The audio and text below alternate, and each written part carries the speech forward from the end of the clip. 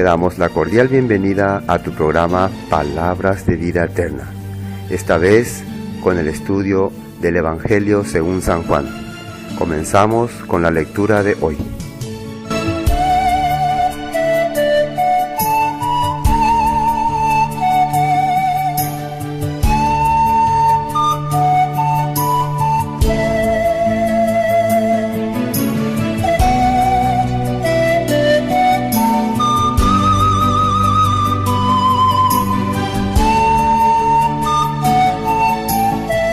Evangelio según San Juan. San Juan 11. ¿No? Versículo 17. Ya, versículo 17, ¿qué dice ahí? Llegó pues Jesús y halló que hacía ya 4 días que Lázaro estaba en el sepulcro. Betania estaba cerca de Jerusalén, como a 15 estadios, y muchos de los judíos habían venido a Marta y a María para consolarlas por su hermano. Entonces Marta, cuando oyó que Jesús llegaba, salió a encontrarle, pero María se quedó en casa. Marta dijo a Jesús: Señor, si hubieras estado aquí, mi hermano no habría muerto. Pero también sé ahora que todo lo que pides a Dios, Dios te lo dará. Jesús le dijo: Tu hermano resucitará. Marta le dijo: Yo sé que resucitará en la resurrección en el día final. Le dijo Jesús: Yo soy la resurrección y la vida. El que cree en mí, aunque esté muerto, vivirá. Y todo aquel que vive y cree en mí, no morirá eternamente. ¿Crees esto? Le dijo: Sí, Señor. Yo he creído que tú eres el Cristo, el Hijo de Dios, que has venido al mundo. Vino pues Jesús y halló que hacía ya 4 días que Lázaro estaba en el sepulcro. Betania estaba cerca de Jerusalén, como a 15 estadios. Y acá aparece otra vez otro número, que puede complicarnos un poco la existencia, porque ya aparece el número 4. 4 días. Y como dijimos, si un día representa 1000 años, entonces acá ya pasaron 4000 años. Entonces eso, ¿cómo? Hay varias maneras de explicarlo. La manera que más me convenció cuando escuché era esta. Según los judíos, según la costumbre judía, la creencia judía, el mundo fue creado hace unos casi 6000 años. 6000 años. Entonces esos 6000 años se dividen. Desde Adán hasta Abraham, 2000 años. Desde Adán hasta Abraham, 2000 años. Desde Abraham hasta el Mesías, 2000 años. Hasta Jesús. Desde Jesús hasta ahora, ya estamos cerca de los 6000 años. Ahora entonces, ¿qué pasa acá? ¿Qué pasó con el pueblo judío? El pueblo judío se le perdió 2000 años. Se quedaron en un tiempo. ¿Cuál fue el tiempo en que ellos se quedaron? Desde Adán hasta Abraham, 2000 años. Desde Abraham hasta el Mesías, son 4000 años, y ahí se quedaron ellos. ¿Por qué? Porque ellos rechazaron al Mesías. Porque ellos no aceptaron al Mesías. Entonces, estos 2000 años que el Mesías está predicando, anunciando, estableciendo su reino, reunificando su pueblo, ¿qué piensan los judíos? No, no hay nada, opa. Entonces ellos se quedaron ahí, se quedaron esos 4000 años, se quedaron ahí estancados. Entonces ahora, después de estos 2000 años que el Mesías está rescatando a su pueblo, rescatando a la oveja perdida, Jesús, ¿qué va a hacer? Va a aparecer otra vez, se le va a presentar ya a su pueblo, los judíos. ¿Entienden, no? Esa es la explicación que más me convenció y tenía más lógica. Ah, cierto, porque ahora él viene otra vez a Judá. Otra vez, ¿después de qué? Después de haber estado esos 2 días con los que es la oveja perdida, haber rescatado a su oveja perdida. Entonces, versículo 18, Betania estaba cerca de Jerusalén, como a 15 estadios, y muchos de los judíos, otra vez, ¿quiénes aparecen acá? Judíos. Habían venido a Marta y a María para consolarla por su hermano. Entonces Marta, cuando oyó que Jesús venía, salió a encontrarle, pero María se quedó en casa. Y Marta dijo a Jesús: Señor, si hubieses estado aquí, mi hermano no habría muerto. ¿Qué es lo que Marta está pensando en su corazón? Tú no abandonaste, tú nos dejaste, tú nos has rechazado. Si hubieras estado aquí, mi hermano no habría muerto. Este pueblo no estaría como está, si hubiera estado aquí. Y en parte parece tener razón. Pero recuerden que Jesús se presentó a los judíos, se presentó a ellos, y ellos ¿qué hicieron? Ellos le abandonaron. ¿Qué pasó con los judíos en esos 2000 años que el Mesías estaba ausente de ellos? ¿Qué pasó con ellos? ¿Cómo anduvieron ellos? ¿Eran color de rosa todo el tiempo? ¿Qué pasó en esos 2000 años que el Mesías no estaba? Que ellos habían rechazado al Mesías. Vino la persecución, vino los sufrimientos, muchos problemas. No es porque el Mesías no estaba con ellos. Ellos habían rechazado al Mesías. Pero el Mesías siempre estaba pendiente de ellos. ¿Qué decía Jesús arriba? Él le amaba a ellos. Él los amaba. Él tenía amor hacia su pueblo. Pero ellos no entendieron este propósito, este plan de Dios para rescatar a sus hermanos que se habían perdido. El hijo mayor, ¿qué le dijo a su padre cuando vuelve el hijo menor? ¿Se acuerdan qué le dijo? Padre, ¿cuánto tiempo te he servido? Y nunca me has dado ni un solo cabrito para gozarme con mis amigos. Pero este es tu hijo, que ha desperdiciado tus bienes con ramera, le ha hecho matar al becerro gordo. ¿Él cómo se sentía el hijo mayor? ¿Abandonado o no? Nunca me ha dado nada. Yo te he servido, he guardado tu ley, he guardado tu mandato, pero nunca he recibido nada. ¿Cómo se siente el pueblo judío también? ¿Cómo se va a sentir cuando vea a Efraín, que está viviendo entre las naciones, con ramera, desperdiciando, adorando ídolos, y de repente empieza a regresar y a cumplir la palabra de Dios, le recibe, y Dios está contento, y Dios hace fiesta? ¿Cómo se va a sentir Judá? Y nosotros, 2000 años guardando tu Torah, guardando tu ley, y nos mandaba la Inquisición, nos mandaba esto, nos mandaba aquello, los nazis. ¿Qué pasó? ¿Se van a sentir mal o no? Se van a sentir así. Por eso son todos misterios, ¿no?, que Dios nos está dando para revelarnos. El misterio que Pablo entendió es un endurecimiento en parte hasta que la plenitud de los gentiles entre. ¿Será que la plenitud de los gentiles ya están entrando todos? ¿Cuál será el último que complete esa lista? Ya, aquí está. Ahí terminó. Ahora sí, vamos a completar el pueblo, vamos a unificar el pueblo. Esto la Biblia nos está mostrando. Entonces, bueno, el corazón de Marta sí está teniendo, ¿no? Si hubieses estado aquí, este pueblo, mi pueblo, estaría grande, ¿no? ¿Qué le dice Jesús? ¿Qué le dice Marta? Versículo 22. Mas también sé ahora que todo lo que pidas a Dios, Dios te lo dará. Y esta es una confianza que tiene el pueblo de Judá hasta ahora. Ellos todavía creen que Dios puede darle todas las cosas. ¿Ellos acaso han renegado de Dios? Jamás han renegado de Dios. A pesar de todos los sufrimientos que han pasado, ellos han dicho, ya no creemos en Dios, Dios no existe. Nunca. Esa es la fidelidad del pueblo judío. A pesar de que no entendemos qué pasó, pero nuestro corazón se sigue aferrando a ese Dios creador de los cielos y la tierra que nos dejó su escritura, y a Él vamos a seguir. Por eso hasta ahora permanecen. Si este pueblo no hubiera tenido esta confianza en la palabra, ¿ustedes creen que existirían todavía? Ya estarían perdidos ya. Pero ellos han confiado. Esta palabra permanece para siempre. No vamos a retroceder. Dios te va a dar todas las cosas que le pidas. 23. Jesús le dijo, tu hermano resucitará. Tu hermano va a volver a vivir. ¿Qué le responde Marta?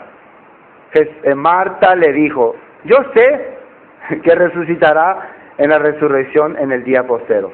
Y acá hay una pregunta. Cuando Jesús le dice, tu hermano resucitará, ya Marta está entendiendo, este hijo piensa que yo no conozco la escritura, soy judía, también conozco la palabra, sé que hay una resurrección. Acá nosotros podemos entender que el judaísmo creía que había una resurrección, que el hombre no solamente venía para vivir temporalmente en este mundo, sino que realmente había una esperanza que un día Dios le iba a levantar de ahí de la muerte. Esto está escrito en algunas partes de la Biblia. Por eso vamos a leer el libro de Daniel primeramente, Daniel, profeta Daniel, capítulo 12. Para ir al Antiguo Testamento primero, Daniel capítulo 12. La creencia en la resurrección. Daniel capítulo 12, justamente le llama el tiempo del fin. Dice así, versículo 1. En aquel tiempo se levantará Miguel, el gran príncipe que está de parte de los hijos de tu pueblo, y será tiempo de angustia, cual nunca fue desde que hubo gente hasta entonces. Pero en aquel tiempo será libertado tu pueblo, todos los que se hallen escritos en el libro. Este libro es este libro de la Escritura. Todos los que conforme a la palabra de Dios hayan vivido, representan los que están escritos en el libro. Los que hayan realmente su vida se haya manifestado conforme a la Escritura. Esos son los que están escritos en el libro. Y muchos de los que duermen, fíjese que Daniel también ya mencionó la palabra, están muertos o duermen. ¿Por qué es importante saber? Porque la palabra muerte quiere decir separación. Y muchas veces si voy a decir esta persona está muerta, podemos decir está separada. ¿Y separada de qué? ¿Separada de Dios? No, separada de Dios no. Por eso cuando vos te morís, ¿no?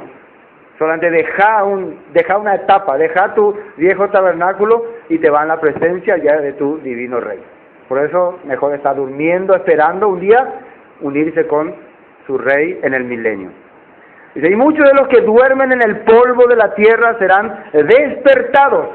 Llegó la hora, ¿se acuerdan que va a sonar para despertarles? La trompeta, el shofar.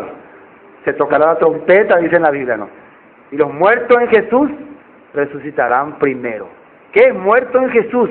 Los que han creído su palabra, los que han aceptado su testimonio, los que han recibido su sangre como parte del pacto que Dios quería hacer con su pueblo que se había apartado. Esos son los que han muerto en Jesús. Dice, muchos de los que duermen en el polvo de la tierra serán despertados. Esa era la esperanza que tenía Marta. Unos para vida eterna y otros para vergüenza y confusión perpetua. Esto es importante que captemos. ¿Por qué algunos van a levantarse con vergüenza y confusión perpetua? Suponiéndote que vos fuiste un gran personaje, un gran líder, un gran hombre de fe, pero totalmente al revés de la palabra estaba viviendo. Está esperando levantarte un día para recibir tu gloria y tu honra. Yo viví conforme a la palabra de Dios, según tu creencia, y te levantas ese día. No, acá no está escrito tu nombre, amigo. Nunca os conocí, apartado de mí, hacedor de maldad. ¿Acaso no sea gran vergüenza? ¡Qué vergüenza! Ese era el gran siervo, el que reunía masas en estadios, y ahora acá está siendo rechazado. ¡Qué vergüenza! ¿Y él cómo va a estar esa persona? Confundido. ¿Por qué? ¿Pero por qué? ¿Por qué? ¿Qué? Si yo, ¿qué? Va a vivir confundido. Porque él pensó siempre que estaba bien. Pero ahí se le va a mostrar qué es lo que estaba mal. ¿Qué dijo Jesús? Yo no he venido para juzgar al mundo, sino para salvarlo. El tiempo que Jesús vino, y este tiempo también que tenemos la vida, es para salvar a la persona. La palabra que he hablado, ella le juzgará en el día posterior. Si una persona quiere levantar queja o acusación, me parece injusto lo que ha ocurrido acá, reclamo ante las leyes celestiales, entonces, ¿qué es la única manera de mostrarle su error? Hay que abrirle la Escritura, hay que mostrarle la palabra. ¿Cómo viviste conforme a esta palabra? Cuando la palabra estaba ahí en tus manos, ¿qué hacías vos? La decía que esto ya no aplica, la rechazaste y peor, enseñaste a rechazar esa palabra. Fuiste la causa de que muchas personas se hayan apartado de esta verdad. Así que ahora no me vengas a reclamar nada. Apartado de mí, hacedores de maldad. Así le va a decir. Esto es lo que va a hacer una confusión perpetua. ¿Cuántos estarán ahí? Muchas personas. Bueno. Los entendidos resplandecerán como el resplandor del firmamento, y los que enseñan justicia a la multitud como las estrellas a perpetua eternidad. ¿Quiénes son los que van a resplandecer, dice ahí? Los que van a brillar, los entendidos. ¿Y cómo vas a ser entendido si no te explican la palabra? Si no te muestran lo que está escrito, ¿cómo vas a entender? Por eso el que está en confusión es el que nunca quiso prestar atención a la Escritura. Jesús que decía cuando vino y predicaba, el que tenga oído, oiga. Eso se traduce, estén atentos, presten atención, quiere decir. El que tenga oído, oiga, lo mismo que venía a atender, poner las APM. A mí pendú de oídas nada más, va ahí. Tenía tendé que la haya porque coa, pende juzgata, pedía postero. Tenía tendé poner que la estaba PM. Va a ser confusión perpetua en sus vidas. Esto es lo que ellos tenían como esperanza. Romanos capítulo 8. Romanos capítulo 8. Romanos 8. Conocido versículo, muy conocido. Versículo 5, 8:5. Porque los que son de la carne piensan en las cosas de la carne, pero los que son del Espíritu en las cosas del Espíritu. Y Jesús dijo que el Espíritu se revelaba a través de la palabra. Mis palabras son espíritu y son vida. Los que son del Espíritu son los que tienen la palabra de Dios y piensan en las cosas de Dios. Están pendientes en las cosas de Dios. Pero los que son de la carne, bueno, no tienen palabra, no tienen espíritu, entonces su pensamiento ¿a dónde está? En las cosas de la carne. Versículo 6. Porque el ocuparse de la carne es muerte. Y eso no significa, entonces yo no me tengo que bañar, no me tengo que vestir, no me tengo que alimentar. No, el ocuparse de la carne, ¿a qué se refiere? ¿Qué se refiere cuando carne? Cuando vos te dedicas a las cosas que le satisface a tu deseo carnal. A eso se refiere, a satisfacciones carnales. Que tenemos que ver otro versículo para que explique qué dice. Deseo mundano. Hay también para entender qué es correcto y qué no es correcto. El ocuparse de la carne es muerte, pero el ocuparse del espíritu es vida y paz. ¿Y qué es ocuparse del espíritu? Ocuparse de lo que está escrito, de la palabra, de entender la palabra, de comprender, de ser entendido, para poder enseñar justicia. Vida y paz. Por cuanto los designios de la carne son enemistad contra Dios, porque no se sujetan a la ley de Dios, ni tampoco pueden. Y este versículo ha sido usado para demostrar que no se puede uno sujetar a la ley. Dice, acá dice, que la carne no se sujeta a la ley de Dios, y por lo tanto yo no me voy a sujetar a la ley de Dios. Así es, así está diciendo ahí. Eso es lo que quiere decir este versículo. Algunos te sacan ahí, de repente ese versículo te sacan. ¿Qué es lo que está? El buen entender, el entendido que va a comprender. Claro, el que no entiende nada, el que no quiere ni leer, ni pensar, pesa ahí, pega crema. Pero el que está entendiendo qué es lo que Pablo está hablando, ¿qué va a entender? Si vivís sometido a tu carne, si vivís sometido a tus deseos carnales, nunca vas a poder agradar a Dios. ¿Y por qué no agradar a Dios? Porque las cosas de Dios se manifiestan en su escritura. Y todo lo que voy a hacer para tu carne, ¿qué es los deseos de la carne? Robo, homicidio, pecado, malo deseo. Eso no se sujeta a la ley de Dios. Entonces, si mis deseos carnales no se sujetan a la ley de Dios, ¿cómo soluciono este problema? Sencillo, quemo la ley de Dios. Tiro la ley de Dios y ya estoy feliz. Así voy a hacer. ¿No sería mejor deshacerme de mis deseos carnales? ¿Cómo puede hacerse eso? Si es que estoy unido con Cristo, puedo.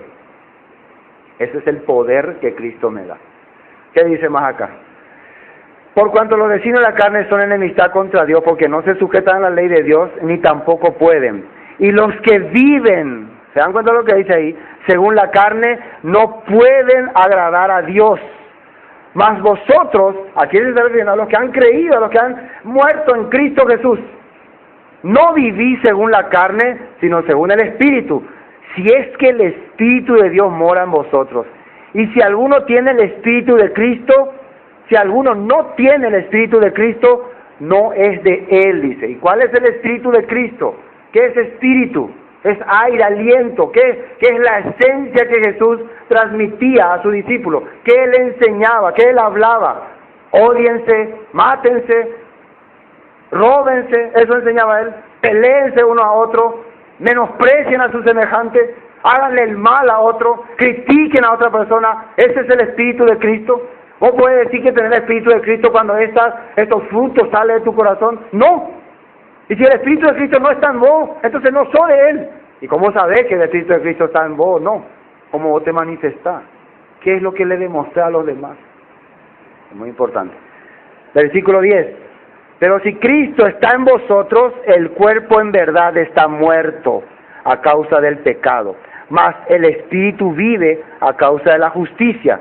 Y si el Espíritu de aquel, versículo 11, y si el Espíritu de aquel que levantó de los muertos a Jesús mora en vosotros, el que levantó de los muertos a Cristo Jesús, vivificará también vuestros cuerpos mortales, por su Espíritu que mora en vosotros. ¿Cuál es el Espíritu que levantó a Jesús de los muertos? ¿Espíritu de quién? El Espíritu de Dios Padre.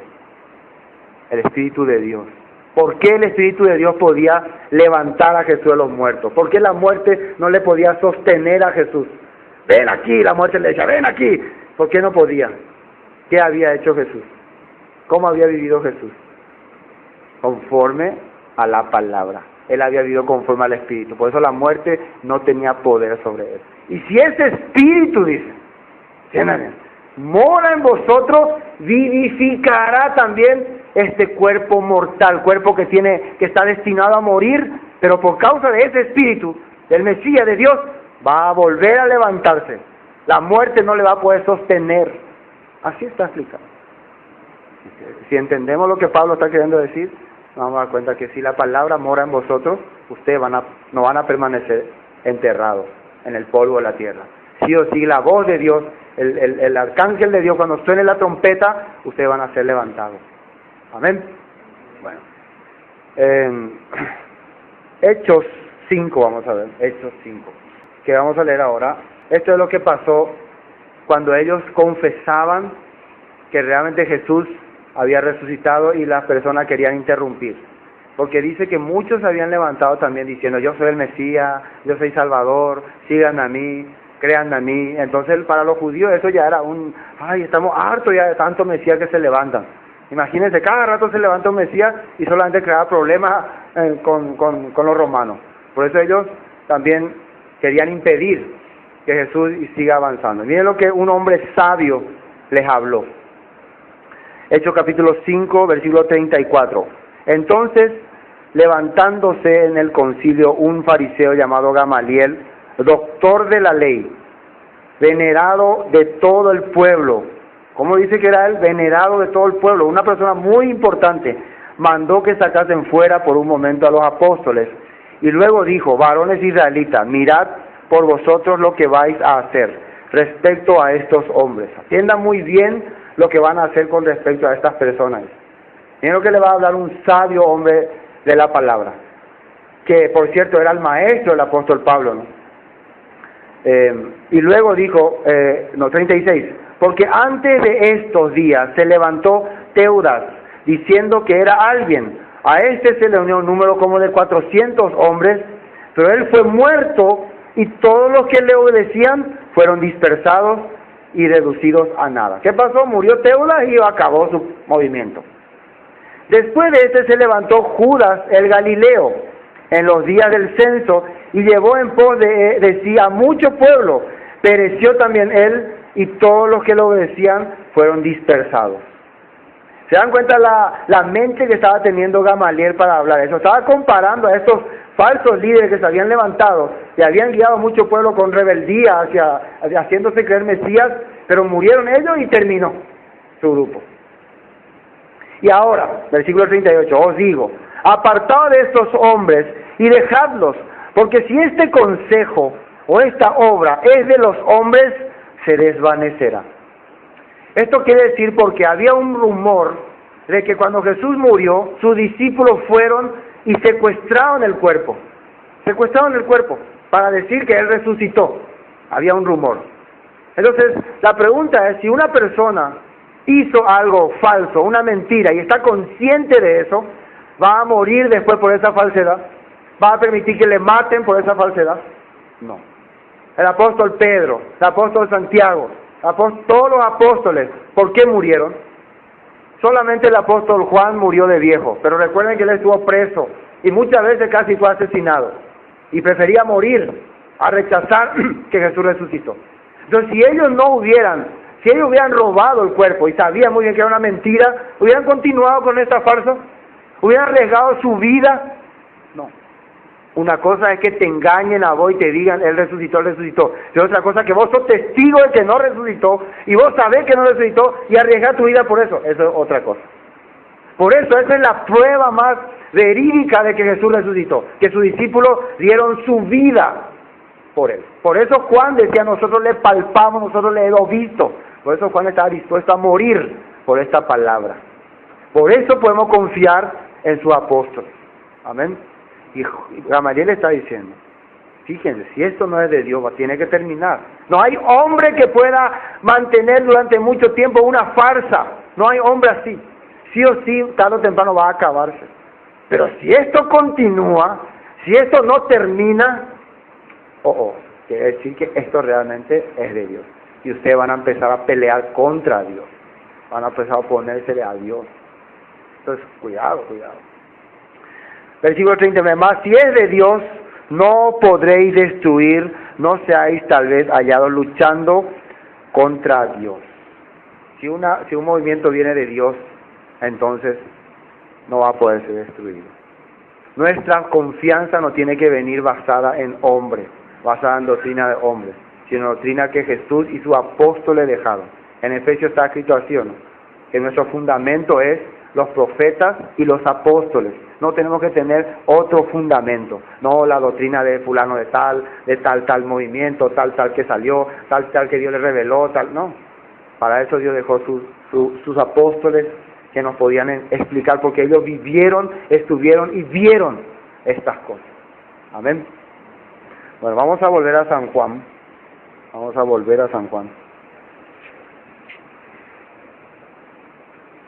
Nos quedamos en el versículo 22. Mas también sé ahora que todo lo que pidas a Dios, Dios te lo dará. San Juan 11, 22.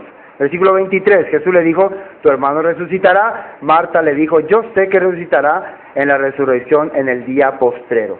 Hasta acá, la confianza de Marta estaba basada en las Escrituras, pero no estaba basada en el Mesías. ¿Se dan cuenta? Está basada en la Escritura, pero la Escritura, ¿a qué te tiene que llevar? Al Mesías. Ahora, ¿qué le dice Jesús?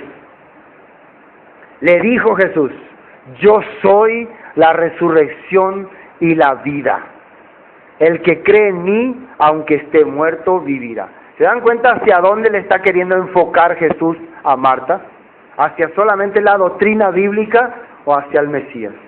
Si estás entendiendo la profecía, las Escrituras, tu corazón tiene que enfocarse hacia mí. Yo soy esa resurrección, de que habló Daniel, de que habló David, de que habló Moisés. Yo soy. ¿Recuerdan cuando Jesús debatió con los fariseos, con los saduceos, que no creían en la resurrección? Ellos dijeron, ¿cómo va a haber resurrección? Una persona se casó, una mujer se casó con 7 hermanos, al final murió sin dar hijo, y cuando resucite, ¿de quién será? ¿Qué locura va a pasar ahí? Explícanos eso de la resurrección. Entonces ustedes, no va a ser así. Nosotros cuando resucitemos seremos como los ángeles, ya no nos vamos a casar más. Ahí ya vamos a ser todos hermanos. Ahora nomás tenemos esa mentalidad de casarnos y nada, que es una sombra de un mensaje también de Dios. Pero ustedes también erran ignorando la Escritura, les dice, la Escritura. ¿Por qué? Dios, cuando se le apareció a Moisés en la zarza ardiente, ¿qué le dijo? Soy el Dios de Abraham, el Dios de Isaac, el Dios de Jacob. Dios significa Elohim, poderoso. Soy el que da poder, soy el que manifiesto poder ¿a quién? A Abraham, Isaac y Jacob. ¿Y cómo alguien que manifiesta que da poder a 3 personajes, si estos personajes ya están muertos? Ya no tienen más por qué mencionarles, esos ya están desaparecidos.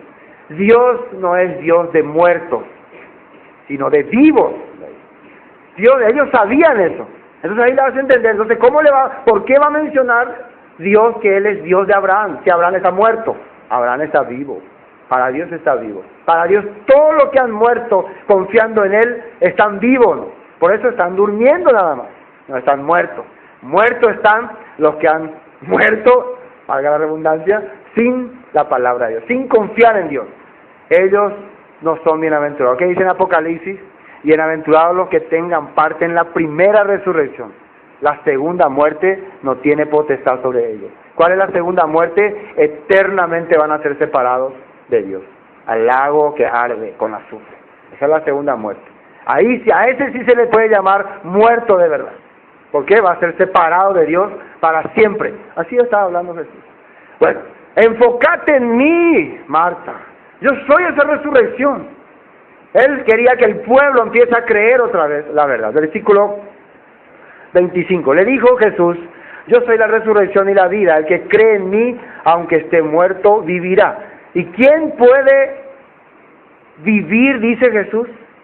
El que cree en mí, aunque esté muerto, vivirá. Y la palabra creer, yo traje porque es importante saber, ¿no? En hebreo la palabra creer se traduce mamin. A ustedes que estudian hebreo vayan a investigar ahora. Mamin. Mamin es yo creo. Así significa mamin. Pero mamin tiene otras raíces. Y ustedes que estudian hebreo, cuando estudien, se van a dar cuenta que las raíces de la palabra son muy importantes, porque las raíces de la palabra en hebreo están representando algo de la misma palabra. Quieren mostrarnos otra cosa de esa misma palabra. No es que las raíces, las raíces por eso son raíces. Tiene un origen.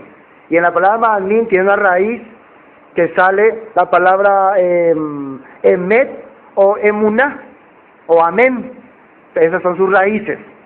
¿Y qué significa todas estas palabras que acabo de decir? Emuná, que nosotros vemos, es la traducción de fe. Fe se traduce emuná. Pero fe para nosotros, ¿qué es? Nosotros cuando hablamos de fe, el que cree, hay que tener fe. Tengo fe, quiero tener fe, Señor, por favor, dame la fe.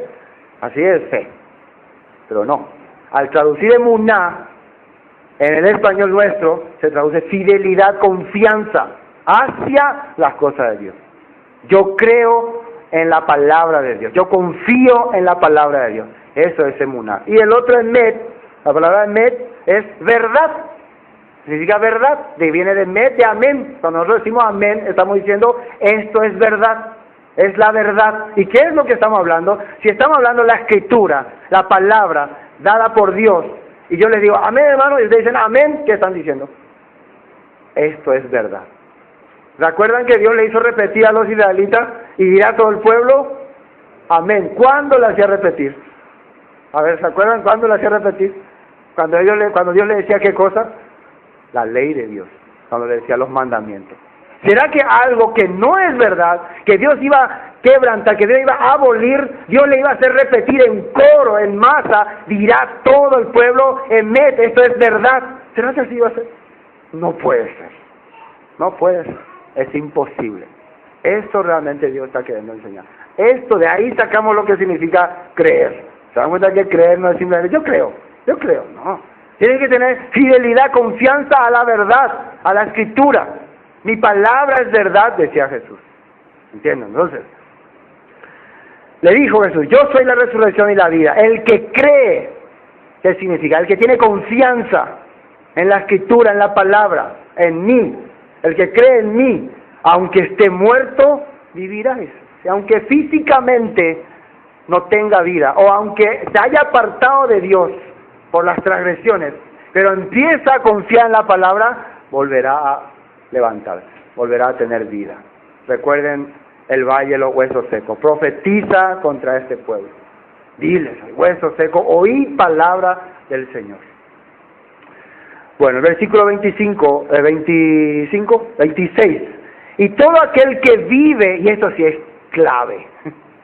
Eso es porque aunque esté muerto, podríamos decir que ya se murió, pero aunque esté muerto, si cree en mí vivirá, quiere decir que antes de físicamente morir tenía que haber creído en Dios, antes de físicamente morir.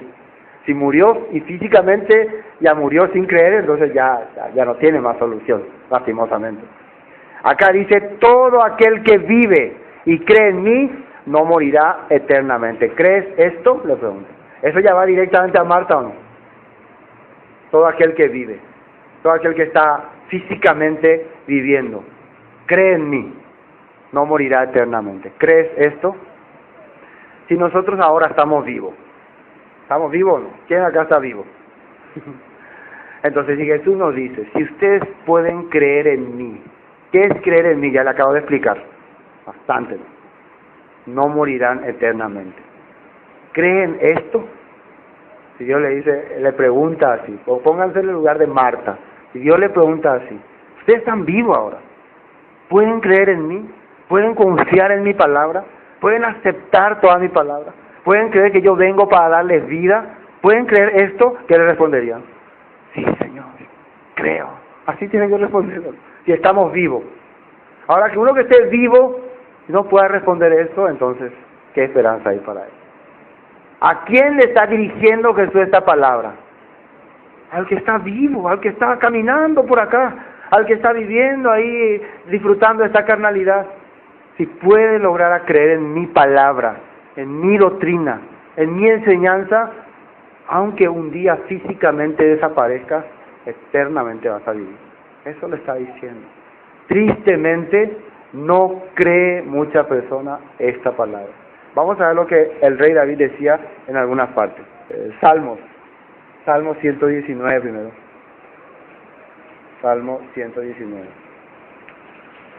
Libro de Salmo 119, a ver lo que el rey David decía. Eso es importante para identificar qué es lo que tengo que creer. Salmo 119, el versículo 25. Miren lo que dice ahí. Recuerden que todo el capítulo de Salmo 119 se refiere a las leyes y los mandamientos de Dios. Cuando se refiere a palabra, ¿a qué se está refiriendo? Abatida hasta el polvo está mi alma. Así habla, ¿no? Abatida hasta el polvo está mi alma. Vivifícame. ¿Cómo dice? Según tu palabra. Vuélveme a hacer, devuélveme la vida. Vivifícame, dame otra vez vida. ¿Qué decía en la Biblia que era Jesús? Espíritu vivificante. De estar muertos nos puede devolver la vida. Vivifícame, ¿cómo? Según tu palabra. Otro versículo, ahí 119, 159. 119, versículo 159.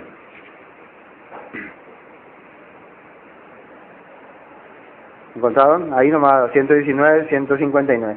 Mira, oh Señor, que amo tus mandamientos. ¿Sí está escrito? Vivifícame conforme a tu misericordia. ¿Por qué? Yo amo tu mandamiento, amo tu palabra. Dame esa vida, por favor.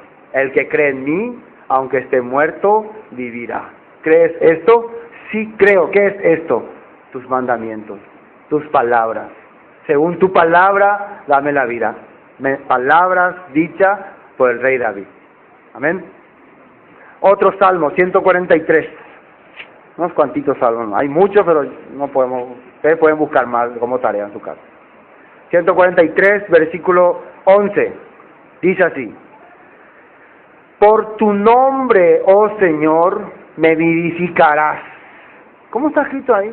Por tu nombre. Nombre representa la vivencia, la manifestación de Dios en tu vida. Significa que Dios, a través de sus manifestaciones, y esas manifestaciones, ¿dónde la conseguimos? Su palabra. Dios, a través de su palabra, ¿qué va a hacer? Me va a vivificar, me va a volver a dar vida. Y por tu justicia sacarás mi alma de angustia. Por tu enseñanza, por tu corrección, me vas a sacar de estas cosas. Bueno, volvamos a San Juan. Terminaremos ya ahora. Bueno, todo aquel que vive y cree en mí no morirá eternamente. ¿Crees esto? Esto le está dirigiendo al que está todavía vivo. Por favor, crean en mi palabra, crean en mi enseñanza. Versículo 27. Le dijo: sí, Señor, yo he creído que tú eres el Cristo, el Hijo de Dios que has venido al mundo. Esa es la respuesta de Marta. Yo he creído, yo he aceptado que tú eres el Cristo. ¿Qué significa Cristo? La palabra Cristo, si traducimos otra vez al hebreo, quiere decir Mesías. Mesías. ¿Y qué es Mesías? Ungido, escogido por Dios. ¿Y a quién Dios le escogía y para qué Dios le escogía? A los ungidos. El trabajo de los ungidos, eran ungidos. ¿Cómo se hacía la unción a las personas que tenían que ser ungidos? Por medio del aceite. Se derramaba aceite y eran ungidos. Pero había un propósito por el cual ellos eran ungidos. Los sacerdotes para administrar la justicia y enseñar la ley al pueblo. Y el rey también para gobernar y manejar y enseñar también la ley al pueblo. El rey que no aprenda la palabra iba a ser juzgado. ¿Se acuerdan cuál fue el requisito que Dios le dio al que iba a ser rey de Israel? Primero tenía que escribir toda la Biblia, o sea, todos los 5 libros, y después de escribir todos los días tenía que leer. Y por lo menos te toma leer toda la Biblia 6 horas.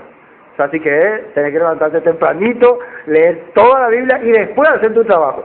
O sea, más importante que hacer todo su trabajo de rey era leer la Biblia. ¿Qué les parece? Si los reyes hubieran hecho eso, ¿ustedes creen que se hubieran corrompido?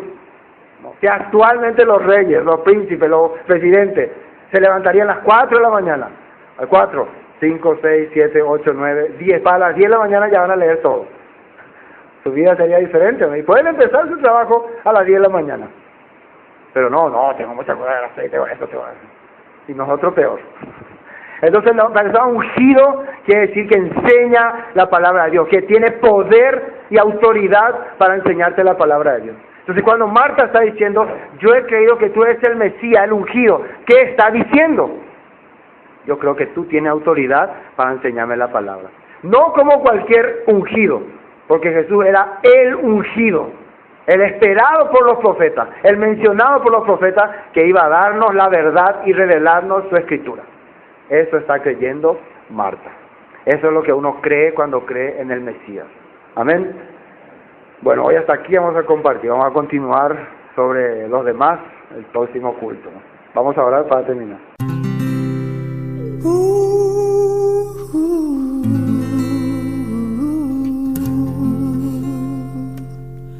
Eres libre,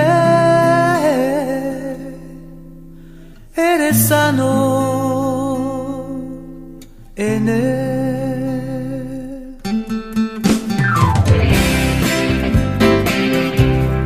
A nuestra ilusión, quien ha creído,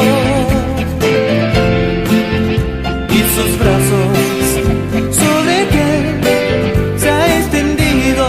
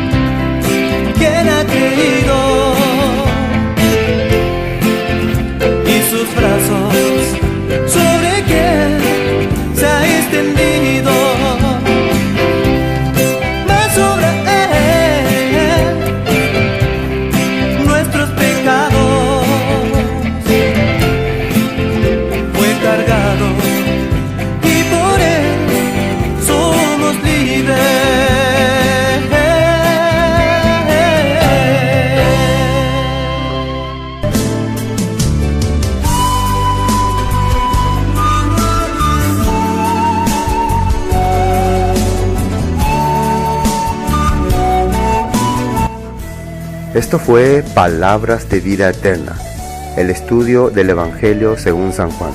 Cualquier consulta sobre el tema de hoy al número 0981 60 46 77. Bendiciones y hasta pronto.